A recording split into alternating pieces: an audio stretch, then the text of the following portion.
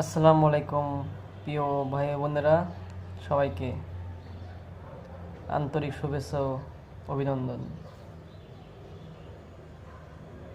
আসলে আমরা যে পহেলা বৈশাখ উদযাপন করলাম, এটা কি উপলক্ষ? খুশিতে খুশিতে তো আমাদের কি করা উচিত? এই খুশিটা কে দিয়েছে? আল্লাহ। আল্লাহ তাআলা প্রত্যেকটা খুশির অবদান হচ্ছে আল্লাহ পাকের রহমত। তাই আল্লাহ পাকের রহমত আমরা কিভাবে উদযাপন করব? উলঙ্গ হয়ে নেচে, নাচ গান, নাকি কনসার্ট, নাকি আল্লাহ পাককে ডেকে? আল্লাহ পাক আমাদেরকে যে প্রত্যেকটা বিনোদনমূলক উদযাপন, যেমন ঈদ, দুইটা ঈদ, ঈদে মিলাদুন্নবী এবং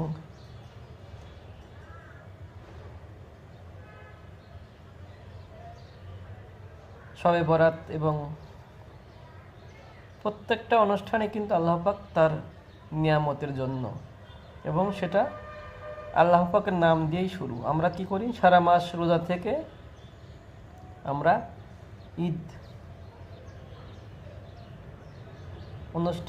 ঈদের মতো আনন্দ সেটা আমরা করি, উপভোগ করি। আবার যেমন কোরবানি ঈদ, সেটা আমরা আল্লাহ রাস্তায় পশু কোরবানি দিয়ে সেটাকে আমরা আনন্দ করি। তার আগে আমরা ঈদের 2 দিন আগে পবিত্র হজ, যেটা মক্কা নগরীতে যায় সবাই করি, সেটা। প্রত্যেকটা আনন্দের মাঝে একটা করে আল্লাহ পাকের ইবাদত আছে। কিন্তু আমরা এই যে পহেলা বৈশাখ আর 31st নাইট, 1 জানুয়ারি, এটা কি জন্য করি? হাসি গান তামাশা না, এটা আমাদেরকে আল্লাহ পাকের